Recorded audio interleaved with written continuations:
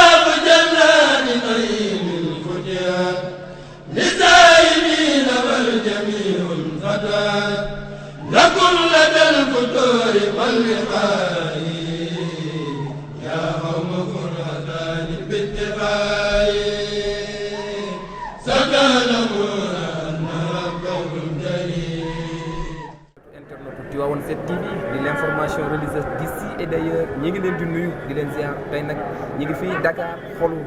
Colobane fi nga gisee moom mooy mosquée Massalikul Jinaan tey ñu ñëw doxantu fi daal di ànd ak suñu équipe bi yëpp ñu ñëw fas yéene wan leen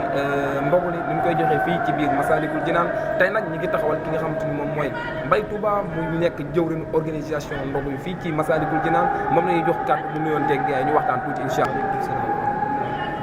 ñu ngi leen di ziar bu baax di leen jaajëfal te di leen wax seen wàccuwaay te am mbégte kontaan bu baax si teew bi ngeen teew am nañu liggéey bi ñu leen si jaajëfal ñu leen si jaajëfal ak ngeen seen yitte ñu ànd ak liggéey bi ngeen si jaar tey organisation bi lay demee yow mi nga xamante ni yaa yore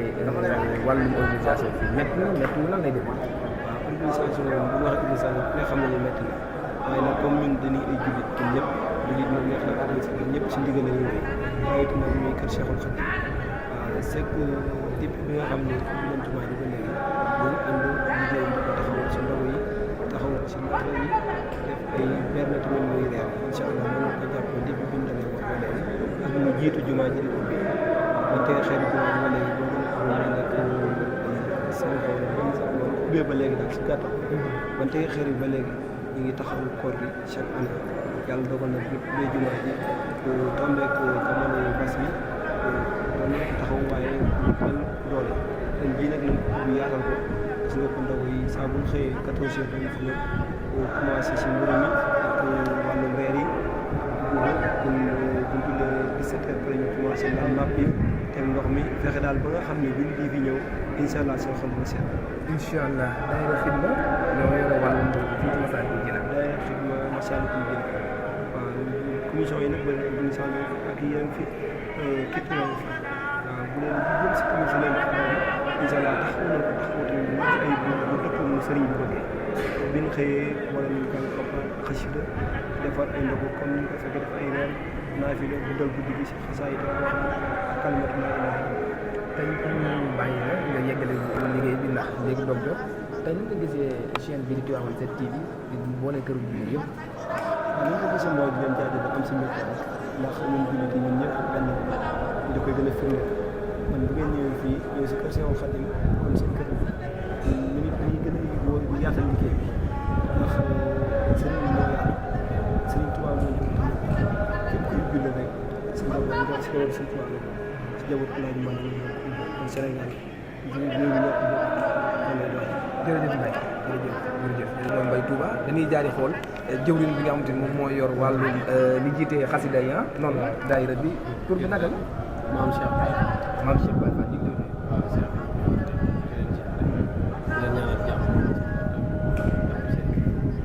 tey yow mi yore wàllu kuréel bi sa liggéey nan lay demee saa su ne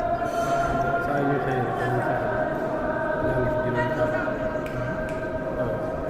moo ne ko mbokki taalibe ñooy ñu mel ne kuréel bi ci am ñu agence organisation njàngum xasida comme noonu ñu koy déggee bu tàkkusaan jotee ñu jàng ko àjjee bi ànd ak kuréel yi nga xam ne boo nekk nañ ci gox yi fasal ñu invité benn kuréel ñu ànd ak moom ñu ñëw ko ci njàngum xasida ñu def 17 heures ba 19 heures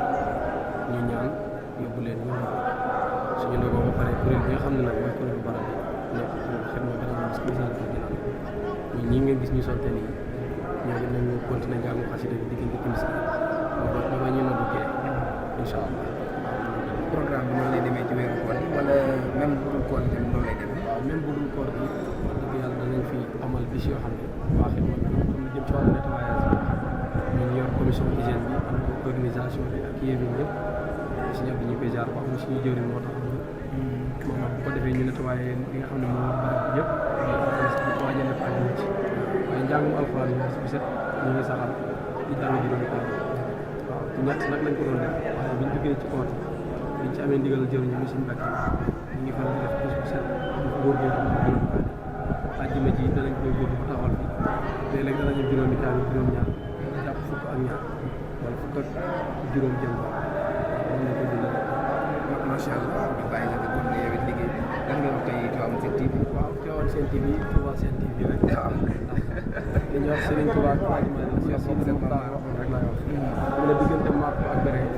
lu ca baaram dóor déedéet da ngay tëj de waaw loolu la Sidi Mokhtar kon Tivaouane Touba maanaam sotti ceeg def wala suñu jëwriñ Mbacke Faye nekk ñu koy woote waaw nañoo jàpp waaw Serigne Mbacke yi kon mbokk yi waa Tivaouane 7TV nga jàppale leen rek bu ko defee ñoom fu ñuy dégg site internet yi ak télévision yi ci àdduna bi yëpp ñu leen fay dégg te yàlla mën na ko yàlla ñu ko yàlla defal ci barke alxuraan jërëjëf gis nga ñu ngi koy jaajëfal bu baax moom mi yor lépp lu jëm ci kuréelu daayira yi tey nag ñi ngi taxawal sëñ Abdou Dieng mu yore lépp loo xamante ni moo jëm ci ak yi fii ci Massalikul Jinaan tey ñu ngi koy nuyu rek bàyyi ko nuyoo mbokk yi xarit internet Tivaouane 7TV sëñ Abdou ñu ngi lay nuyu ñu ngi lay fay ñu ngi lay fay asalaamaaleykum wa rahmatulah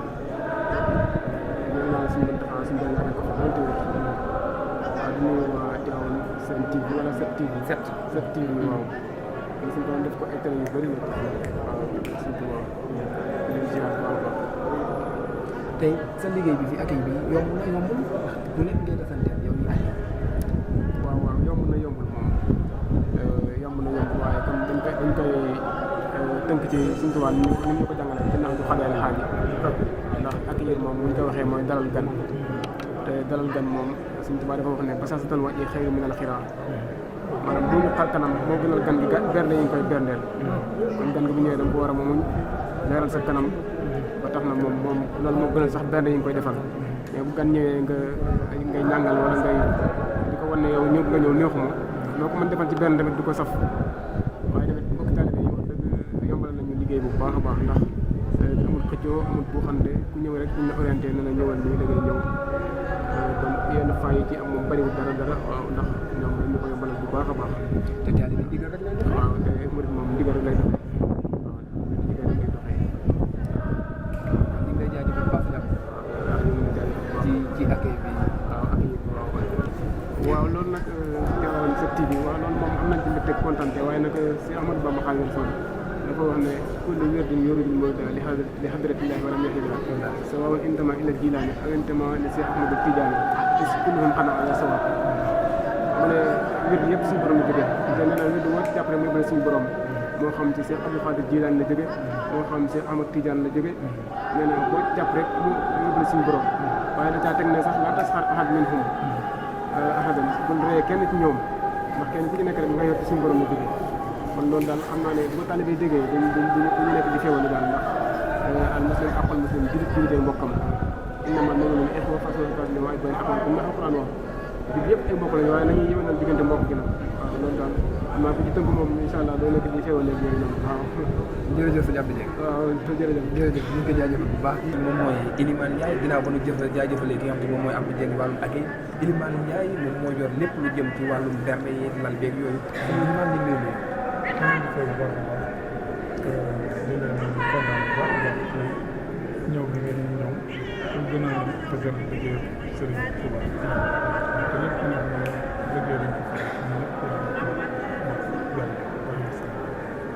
tey liggéey bi yomb na ak ban heure ngay tàmbali lal bi liggéey Serigne Touba moom naa ne mën naa ne mu ngi def li tax mu ngi def liñ ciy liggéey mën naa ne lépp Serigne Touba fàggu na ko ñu daal ñu ngi ñëw rek pour sant Serigne Touba waaye lépp loo xam ne war nañ ko fay tey am te liggéey boo xam ne te mën naa ne dañ laa wax borom néew waaye ñi nga àndal liggéey bi ñoo la ko gën a ko ñoo la ko gën a même lal bi ñu wax ni bala may commencé ñëw leen si naa fekk ay xam ne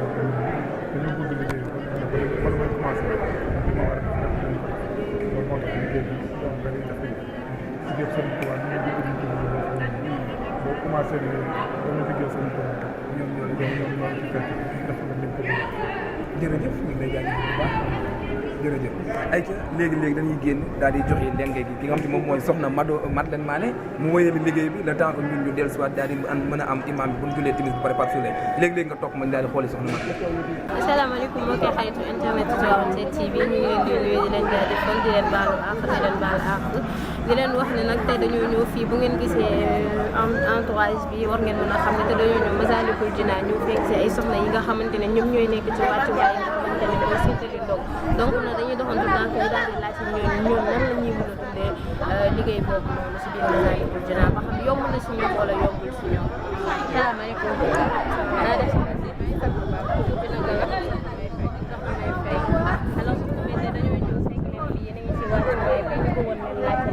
nan ngeen di dundee loolu ba xam préparation yi métti na wala métti wu. préparation yi mënul métti ci ñun. mbégte la si ñun moo tax mënul métti da ngay dem sax ba dootoo yëg koor activité yi ngay nekk di topp ko jàpp yàlla.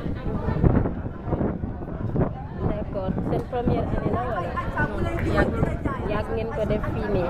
depuis jumaa ji nekkoon chantier ba léegi. d'accord depuis loolu ba léegi yéen a ngi koy def yéen daal du ngeen ci yëg coono maanaam mbégte la si yéen daal. waaw gis nga ne mbégte la si ñun. ñu ci benn coono macha allah. ah merci yàlla ngeen am ci ngërëmu sëñ bi. tur bi naka la. Kensa Serigne Sadio Akessa na nga def. sant rek alors tey ñëw nañu fi Massalikul Jinaan ñu nekk si wàccuwaay bi di préparé ndogu bi ñu bëggoon leen laaj lan ngeen mën a dundee ba xam ne yomb la si yéen wala métti na.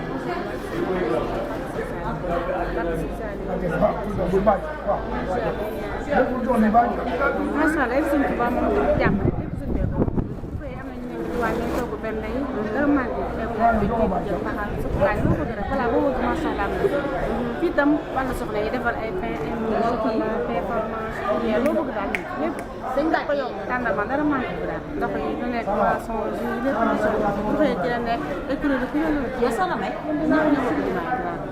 soxna may ñi fete ñëpp baax na ñu daal na góorgóorlu daal dara manqué macha allah alors loolu chaque année ngeen ko doon def wala année bu nekk avant jumaa ji pare depuis ñu sëkk année bi mu commencé sëkk ba tey bii sax bii ñu ko daan def fekk suuf base ay campus fii ki di nekk bëri laa fii tapé am naa ne chocolat fii bëri bi bu nekk am na ko daan def ba jumaa taxaw ñu ko doon wane ñaan yàlla di ko def xaw ñaan suñu taxaw yàlla loolu tamit yëpp ñu waa daara yàlla jàppal ci ñëpp tam anam nga ko ñaan su jiw bàcc fay ñaan jàmm maa ngi ñaanal ñëpp daal sama tamit nekk sama wat dal ci ziar bu baax moom tam ko ziar soxna Moussa soxna May maa ngi ziar ci ñëpp daal soxna Anta yow loo ci mën a saal ci kàddu yi xanaa mbégte rek di sant ñu gën a góorgóorlu takkaat laxasaay rek te xam ne seen bopp ñu ko defal rek fay ñu gën cee sax alors mbokk yi comme ni ngeen ko gisee rek ñoom daanaka ni liggéey bi mbégte la si ñoom kontante la si ñoom niñ koy defee même buñ ci dajee coono sax ñoom yëguñu coono jooju ñoom parce que li ñuy liggéeyee sëñ bi loolu mooy seen plaisir donc nag lii mooy wàccuwaay lii mooy liggéeyal sëñ bi parce que ñoom li ñuy def nii mënuñoo def lu ko raw mënuñoo liggéeyal sëñ bi lu raw lii parce que ñoo ngi def lu ñu mën ak li ñu mënul parce que tubaafkaal macha allah ku gis li wàccuwaayu ndogu même ci biir kër yi sax xam nañ ni métti na parce que tumaa nga ñëw lu toll ni jumaa ju rëy nga fay waajal ndogu kon nag ñu ngi leen di jaajëfal di leen naan yal na leen sëñ bi fay seen liggéey bi macha allah.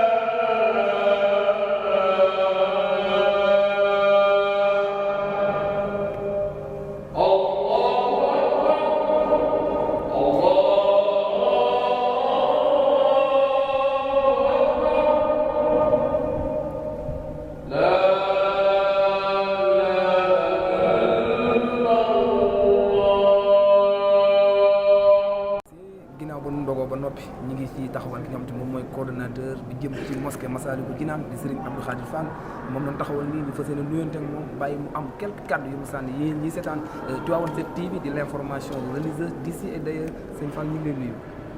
ñu leen di fay di ñaan sëñ Mountakha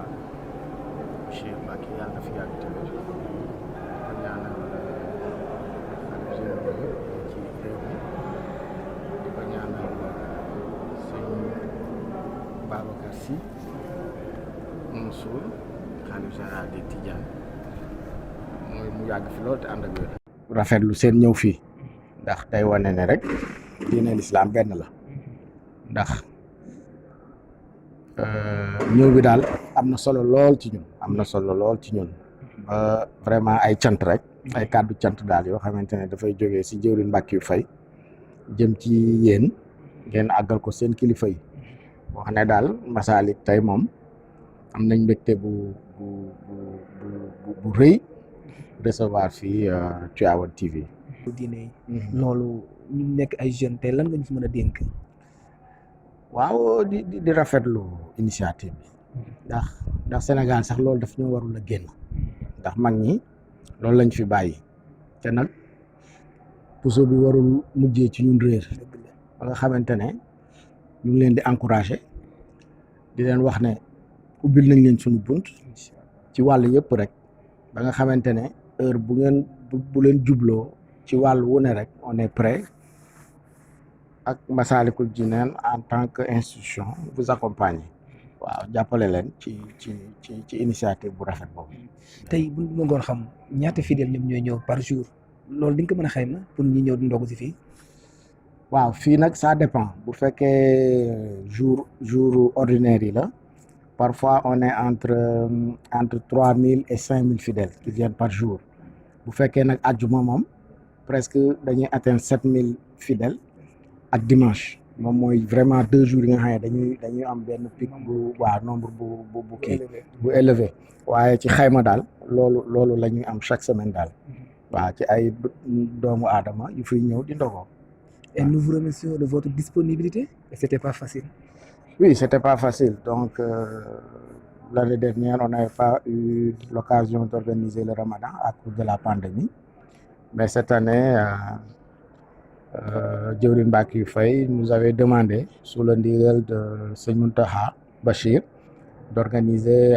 des ndogu, comme ça se fait un peu à Touba et à la Mecque. Donc, c'est pourquoi on s'est organisé en comité d'organisation pour vraiment prendre en charge l'organisation et permettre aux fidèles, quel qu'il soit, de venir couper le jeûne au niveau de Massalik et puis vraiment de les mettre dans de très très bonnes conditions. Voilà. Et voilà, comme vous le savez, c'était pas facile. Comment vous avez vécu la nuit du Laylatul Qadri? Oui, la nuit du Laylatul Qadri, comme vous l'avez dit, a été vraiment un moment de grande envergure, mais également un moment aussi de solidarité parce que Massalik prend à peu près 25 000 personnes tous les vendredis, si on prend la salle et l'esplanade. Donc, puisque le jour de Laylatul Qadri, l'autre esplanade d'ailleurs qui n'a pas encore été d'achèvement, donc a aussi reçu du monde, donc il fallait peut-être compter entre 30 et 35 000 personnes. Et nous les avons pris en charge parce que d'ailleurs pour innover à cause de la pandémie, donc nous avons plutôt fait des sandwichs. Et on a constaté les fidèles, ils ont respecté les mesures barrières. Justement, parce que voilà, pour entrer ici, il y a du monde au niveau des alentours de la mosquée où on vous donne le gel. Si vous n'avez pas un masque, on vous fournit le masque. Et puis la distanciation sociale aussi est respectée. Donc c'est ce qui fait que vraiment on a essayé tant soit peu d'être dans la nuit de Laylatul Qadri, mais tout en respectant un peu les obligations sanitaires imposées un peu par les autorités politiques du pays. Et merci de nous avoir donné un peu du temps de nous expliquer la nuit qui s'est passée récemment. Oui, donc on vous remercie. On vous remercie déjà, votre télé, Tivaouane TV, ça veut dire beaucoup de choses. Donc, comme on dit, depuis Mamaram, le Sénégal, disons, est une et indivisible. Donc, si vous, étant jeune, vous avez eu l'initiative vraiment de mettre sur pied une télévision qui va effectivement regrouper l'ensemble des familles religieuses de ce pays. Donc, vous êtes dans la voie tracée par nos ancêtres. Donc, à ce niveau, nous vous remercions et puis nous vous donnons vraiment notre soutien et que vous pouvez être assuré que vous avez vraiment ici des amis qui vont toujours vous recevoir et puis vous ouvrir un peu nos portes. Merci beaucoup. Voilà. Massalikul Jinaan nan nekkoon daal di def reportage daal di waxtaan ak yéen fii ndogu yi ngeen koy defee fii ci Massalikul Jinaan. Serigne Fall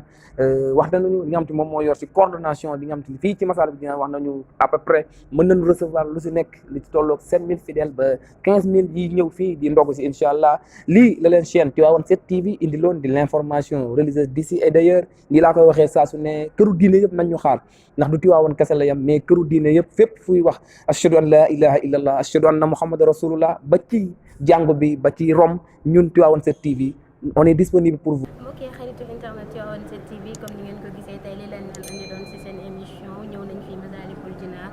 liñ ci jottoon loolu lañ fi fekk daanaka ni suñu mbokku murid yi fekk nañ leen ñu ngi ci bernal yi nga xamante ni yu am solo gis nañ soxna yi ci biir waañ bi ñoom ñu ngi ci wàccuwaay bi ñu daal di leen laajte ba xam liggéey bi ñoom ñoo ngi ciy daj coono ñu ngi ciy daj ay jafe-jafe mais ñoom nee nañ ne que ni ba mu fekkee sonn nañ duñ ko yëg parce que liggéeyal sëñ bi looloo leen tax a jug parce que ñoom liggéeyal sëñ bi loolu mooy seen plaisir kon nag mu doon loo xamante ne tubaarkalla macha allah bu ñu ko doon xool ñu koy natt ci biir kër yi sax xam nañ ne ku ne xam na ni préparer ndogu dafa metti